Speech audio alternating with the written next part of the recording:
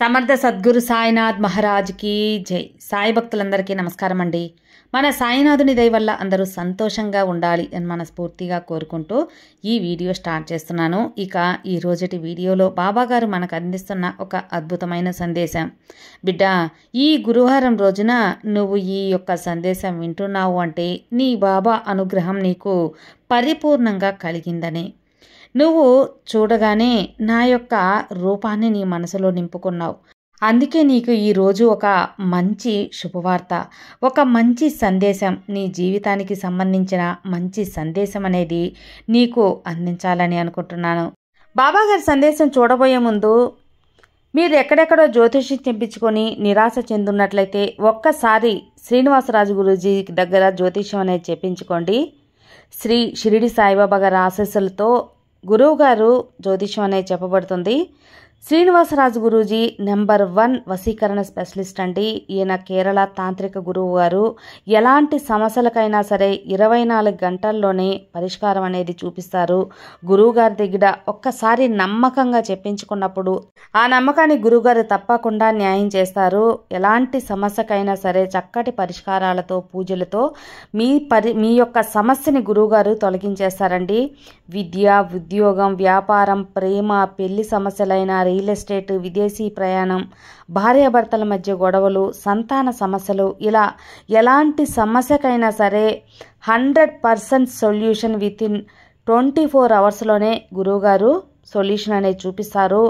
ఎందువల్ల ఇంత నమ్మకంగా చెబుతున్నాను అంటే గురువుగారి దగ్గర మీరు ఒక్కసారి చెప్పించుకుంటే మీకే నమ్మకం కుదురుతుంది. నేను చెప్పించుకొని నాకు బాగా చెప్పారు అనిపిస్తేనే మీ దగ్గర తెలియపరుస్తున్నానండి. కాబట్టి మీరు కూడా ఒక్కసారి మీరు ఉన్న చోట నుండి ఒక్క ఫోన్ కాల్ ద్వారా గురూజీకి ఫోన్ చేశారంటే మీ సమస్యకు పరిష్కారం దొరుకుతుంది. గురువుగారిని కాంటాక్ట్ చేయవలసిన నంబర్ 9660604444. ఈ నంబర్కి ఒక్కసారి మీరు కాల్ చేయండి.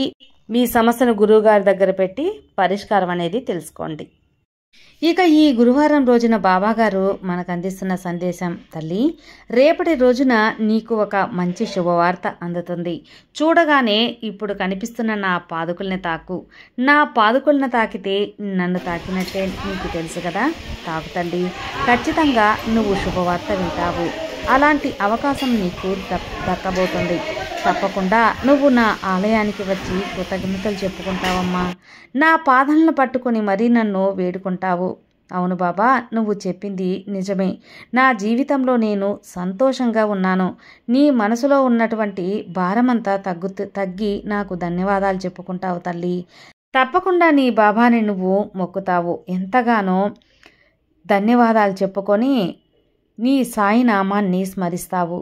తల్లి, ఎవరైతే నిన్ను అవహేళన చేసి వెళ్ళిపోయారో వారు మరలా తిరిగి నిన్ను అలాగే నీ మనసును అర్థం చేసుకుంటారు. నీ గొప్ప మనసు వారికి అర్థమవుతుంది. వారికి అర్థమయ్యేలా నేను చేస్తాను. నువ్వు కూడా నన్ను ఒకసారి అడిగావు కదా బాబా, నన్ను నుంచి దూరంగా వెళ్ళిన వారు నన్ను అర్థం చేసుకొని నాకు దగ్గర చెయ్యని. అలాగే తప్పకుండా దగ్గరవుతారు. నువ్వంటే నమ్మిన వాళ్ళు నీ నుండి దూరమైనా వాళ్ళు నీ గురించి ఎప్పుడు ఆలోచిస్తుంటారు అని నీ మనసుకు అనిపిస్తుంటుంది కదా. అది సహజమే. అలాగే నువ్వు అనుకుంటున్నావు. అయితే ఈ విధమైనటువంటి ఆలోచనలు నువ్వు మాత్రమే చేస్తే సరిపోదమ్మా, ఎదురు వాళ్ళకు కూడా ఉండాలి కదా. ఆ ఆలోచన ఉన్నవారు ఖచ్చితంగా ఆలోచించుకుంటేనే ఆ బంధం కలుస్తుంది. ఈరోజు నీ బాబా మాట నీ మనసు నిండా కూడా సంతోషాన్ని నింపటానికి, మంచి జీవితాన్ని చెప్పడానికి నేను వచ్చాను. పదే పదే చెప్పడానికి ఈ సందేశం నీ ముందుకి తీసుకొచ్చాను. నువ్వు ఎవరైతే దూరం అయ్యారని బాధపడుతున్నావో వాళ్ళు నిన్ను అపార్థం చేసుకుని ఇన్ని రోజులు కూడా వాళ్ళు బాధపడి నువ్వు బాధపడుతున్నావు. వాళ్ళు వారి తప్పు తెలుసుకొని నీ దగ్గరికి రావటం అంతకు మించినటువంటి సంతోషం నీకు ఏదీ లేదని నాకు తెలుసు. నిన్ను అపార్థం చేసుకున్న వారు అని చెప్పారు కదా, నీ నుండి దూరంగా వెళ్ళిపోయారని చెప్పి అనుకుంటున్నావు కదా. తిరిగి మళ్ళా నీ దగ్గరకు వచ్చారంటే అంతకంటే ఆనందం నీకేముంటుంది అని నా దగ్గర ప్రార్థన పెట్టావు. అది నాకు అర్థమైంది. చూడమ్మా, నిన్ను ఎవరైతే హేళన చేసి నిందించారో, నీ నుండి దూరంగా వెళ్ళిపోయారో, వారు తిరిగి వారి తప్పు తెలుసుకొని నువ్వు గొప్పవాడివి, గొప్పవాణిలా అని చెప్పి ఆ మాట నిజంగా నీ ముందు వచ్చి ఎంత గొప్పగా ఉంటుందో కదా, నీ మనసు ఎంత సంతోషపడుతుండే కదా. ఎందుకంటే నీ నిజాయితీ అతి కొద్ది రోజుల్లోనే మీకు ఏదైనా కానీ బయట పడేటువంటి అవకాశం ఉంది.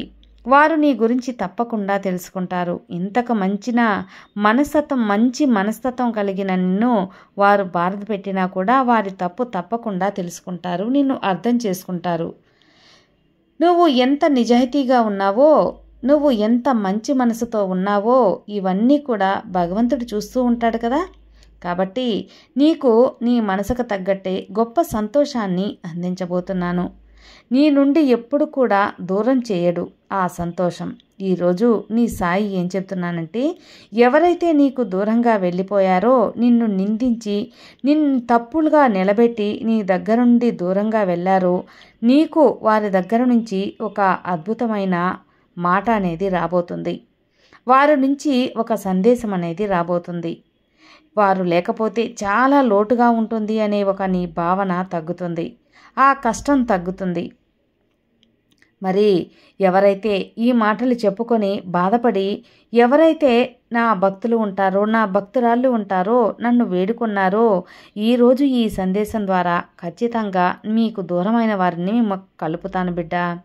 దూరమైన క్షణం నుండి నువ్వు చాలా బాధపడుతున్నావు కదమ్మా. అలాగే వారు కూడా తిరిగి రావాలని చెప్పి నువ్వు కోరుకుంటున్నావు. నీ మనసుని, నీ మంచితనాన్ని అర్థం చేసుకోవాలని చెప్పి ఆలోచిస్తున్నావు. తొందరపాటు నిర్ణయం తీసుకొని నిన్ను రకరకాలుగా నిందించి నీ నుండి దూరపోయినటువంటి ఆ యొక్క భక్తి నన్ను తిరిగి మరలా అతి దగ్గరలోని, అతి త్వరలోని నీ చెంతకు చేరుతుంది. అలాగే ఎవరైతే నిన్ను తక్కువ చేశారో, హేళన చేశారో, నిన్ను అవమానించారో, సమాజంలో నిన్ను చాలా చిన్న చూపు చూశారో, అలాంటి వారి గురించి పదే పదే అడుగుతూ బాధపడుతున్నావు. అలా బాధపడవద్దు. ఎవరి మనస్తత్వం పడి వారు మాట్లాడి వెళ్ళిపోతారు.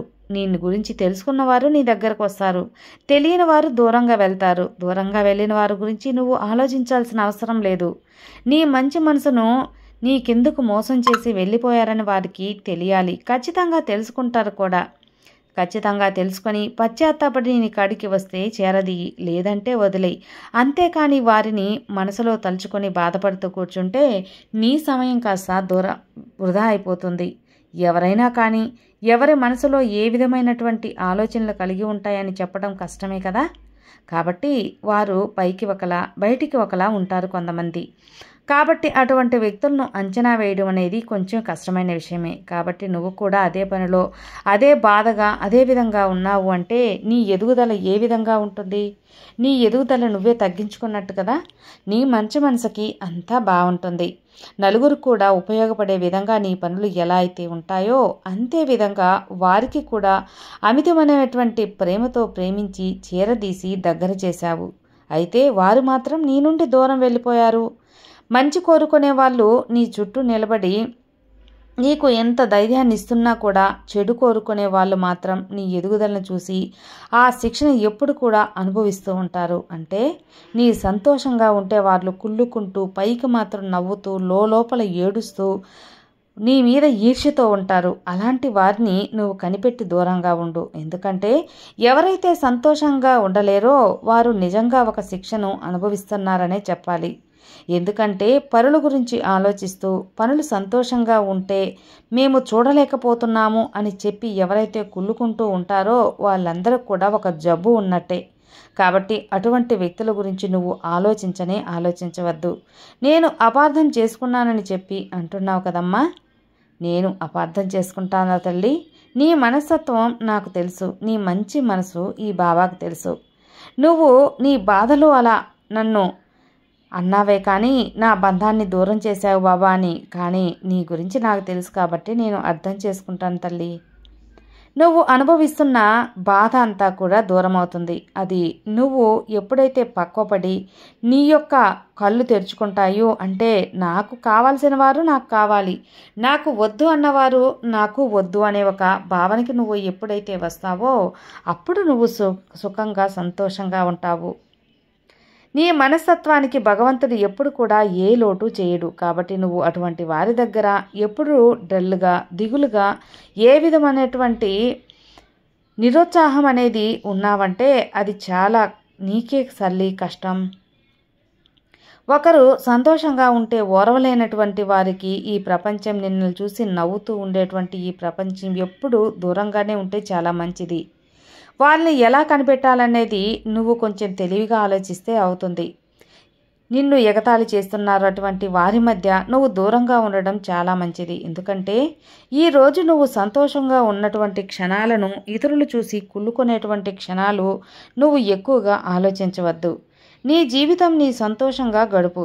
నిజంగా వారు నిన్ను అర్థం చేసుకుంటే తప్పకుండా నిన్ను దగ్గరచుకవుతారు. అలాగే తిరిగి కొంచెం అటువంటి వ్యక్తులతో కొంచెం నువ్వు జాగ్రత్తగా ఉండటం కూడా నేర్చుకోవాలి. అయితే నీకు ఉన్నటువంటి నీ మంచి మనసుకి నాకు నచ్చింది కాబట్టే నీ జీవితాన్ని చిన్నాభిన్నం చేసుకోవడం ఇష్టం లేకుండా ఈ యొక్క మంచి సందేశాలను నీ బాబా అందిస్తున్నాను. కాబట్టి ఈ సాయి యొక్క ప్రతి క్షణం నిన్ను సంతోషంగా ఉండాలి అనేది కోరుకుంటాను. కాబట్టి నువ్వు ఎప్పుడు ధైర్యంతో ఉండు, ధైర్యం కలిగి ఉండు. నీ మానసిక శక్తి కూడా చాలా రోజుల నుంచి కొంచెం క్షీణించిపోతూ ఉంది. అలాగే నువ్వు పడేటువంటి దారి కూడా చిన్నాభిన్నంగా కనిపిస్తుందమ్మా. ఎంత కష్టంగా ఉన్నా కానీ నీ ముందు నేను నడుస్తూ ఉన్నానని చెప్పినా కూడా నువ్వు గుర్తుపెట్టుకోకుండా ఆందోళన పడవద్దు. కాబట్టి నేను నీతో ఉంటే నీ వెంట నేనుండగా రక్షణగా ఎల్లవేళలా సాయం చేస్తూ ఉంటానని మాత్రం మర్చిపోవద్దు. కొంచెం గుర్తు తెచ్చుకో తల్లి. ఎన్నోసార్లు నిన్ను బాబా అని పిలిచిన వెంటనే పరుగున వచ్చి నిన్ను ముందుండి నడిపించాను అనేది గుర్తుంది కదా. అది నా బాధ్యత. నా బిడ్డవైన నీకు నేను ఎప్పుడూ సాయం చేస్తాను. ఎన్ని ఆపదలు ఎదురైనా, ఎన్ని కష్టాలు నిన్ను చుట్టుముట్టినా కానీ నేనున్నానటువంటి ధైర్యం కదా నిన్ను ఇంకా ఆనందంగా ముందుకు నడిపించేది. కొంతైనా సంతోషంగా ఉన్నావు అంటే నా బాబా ఉన్నాడులే, బాబా చూసుకుంటాడులే అనేటువంటి ధీమా నీకు కొంచెం ఉంది. అదేవిధంగా నా భక్తులు నేను కాపాడాలి అనేటువంటి ఒక బరువు బాధ్యతలను నేను మోస్తూ ఉంటానమ్మా. కాబట్టి కొండంత బలంగా నీ వైపు నేను ఎప్పుడూ నిలబడి ఉంటాను. సాయి అని చెప్పి నువ్వు పిలవగానే సప్త సముద్రాల నుండి పరుగున దాటి వచ్చి నీ ముందుకి నేను వస్తాను. స్వయంగా నా బిడ్డల దగ్గరకు రాలేకపోయినా ఏదో ఒక విధంగా వేరే రూపంలో అయినా కానీ వచ్చి సాయం చేస్తాను, మంచి సలహాలు ఇస్తాను. కాబట్టి మీరు ఏదైనా తప్పుడు మార్గంలో వెళ్ళాలి అని చెప్పి అనుకున్నా మిమ్మల్ని దండించి అయినా సరే మంచి మార్గంలో నిలబెడతాను. ఇవన్నీ కూడా నేను కేవలం నీకు ఈరోజు ఎందుకు చెబుతున్నానంటే, ఏ బంధాలైతే దూరం అయ్యాయని చెప్పి బాధపడుతున్నావో ఆ బంధాల దగ్గర నువ్వు ఎక్కువగా ఆలోచన వద్దు. సంతోషంగా, ఆనందంగా నీ జీవితాన్ని ఎంతో ఓర్పుగా, సహనంతో గడుపుతున్నటువంటి నీకు ఇటువంటి ఆలోచనలతో ఎవరైతే బాధపడి దూరమయ్యారని చెప్పి బాధపడుతూ ఉన్నావో వారి గురించి లేనిపోని ఆలోచనలతో, భ్రమలతో నీ ఆలోచనలన్నిటినీ పూర్తిగా మారిపోయాయి. కాబట్టే నీకు నేను ముందు అండగా ఉన్నాను. నేను చెప్పిన మాటలు అర్థమైంది కదా తల్లి. కాలం ప్రతి ఒక్కరికి సమాధానం చెప్పే తీరుతుంది. కానీ నువ్వు ఓపికగా ఉండాలి. ఓపికగా ఉన్నప్పుడు నీకు భగవంతుడు తప్పక తోడుంటాడని గుర్తుంచుకో. ఇన్ని రోజులు నీ మనసుకు ఎవరూ అర్థం చేసుకోలేదని చెప్పి కుమిలిపోతూ ఉన్నావు కదా, వారే నీ దగ్గరకు తప్పకుండా వచ్చి నిన్ను చేరదీస్తారు. అతిగా ఆలోచన వద్దు. నీ జీవితం ఎందుకు ఇలా అయిపోయిందని చెప్పి బాధపడుతూ ఉన్నావు కదా, నీ కోసం నేనున్నానని రకరకాలైనటువంటి శుభవార్తలు తీసుకువస్తాను. కానీ నా కష్టాలు కూడా మీతో చెప్పుకుంటాను బాబా. మరి కొంచెం కూడా నా మీద కనికరం లేదా? నా మీద అసలు మీకు కొంచెం కనికరం ఉంటే మీరు ఇలా అసలు ఎప్పుడూ నా జీవితం చేసి ఉంటారు కదా, నా కష్టం అనేది లేకుండా నువ్వు చేయవచ్చు కదా అని నువ్వు అడగవచ్చు. కానీ జీవితం అంటే కష్టసుఖాలు సహజమే తల్లి. ఈ యొక్క మాటలు నువ్వు నమ్ముతున్నావు కదా. ఈ నీ బాబా చెప్పిన మాట నమ్మావంటే ఇక నీ మనసులో బాధ అంతా తొలగిపోయినట్టే. నీ ఎదురు చూపులకు ఫలితం రాలేదని ఆ బాధ అంతా ప్రతి మనిషికి ఎన్నో ఆశలు, కోరికలు, అలాగే ఎన్నో రకాలైనటువంటి కలల్ని కూడా ఖచ్చితంగా మనిషి తీర్చుకోవాలని కోరుకుంటాడు. అయితే కొంతమంది మాత్రమే ఆ అదృష్టం దక్కుతుంది. కానీ నేను ఒప్పుకుంటాను, నువ్వు ప్రతిరోజు నా దగ్గర వచ్చి ప్రార్థిస్తున్నావు. అలాగే నేను వాటిని నెరవేరుస్తాను. ఈ కష్టాలు ఇక నా వల్ల కాదు బాబా, నా కన్నీరు ఆవిరైపోయింది, నా మనసంతా కూడా గందరగోళంగా ఉంది అని చెప్పి బాధపడుతున్నావు. అయితే అసలు నీ జీవితంలో ప్రశాంతత అనేది లేదు కదా. నిద్రపోయి ఎన్ని రోజులైందని బాధపడుతూ ఎంతో వేదనతో ఉన్నావు. నా వల్ల కావడం లేదని ఏదో ఒకటి చెయ్యండి బాబా అని, ఈ స్థితిని బయటపడేటట్లు చేయండి అని, దారి చూపమని వేడుకుంటున్నావు. నేను నిన్ను ముందుండి నడిపిస్తాను. ఇక నీ యొక్క మనసుకి తగ్గట్టు అంతా మంచే జరుగుతుంది. నువ్వు సంతోషంగా ఆనందంగా జీవిస్తావు. కష్టాలు, సమస్యలు వీటితో పని లేదు. నువ్వు ఏదైతే చెయ్యాలో అనుకుంటున్నావో వాటిని చేస్తూ నీ యొక్క కర్తవ్యం అన్నట్లు వెళ్తూ ఉండు. ఖచ్చితంగా ఫలితం అనేది వస్తుంది. నీ జీవితాన్ని నువ్వు సంతోషంగా గడపటానికి ప్రయత్నించు. సమస్యలు, కష్టాలు లేనటువంటి మనిషి ఎవరైనా ఈ ప్రపంచంలో ఉన్నారా? ఒక్కరైనా ఉన్నారా? గమనించి బిడ్డ, ఎవరికి తగ్గ కష్టాలు వాళ్ళకి ఖచ్చితంగా ఉంటాయి.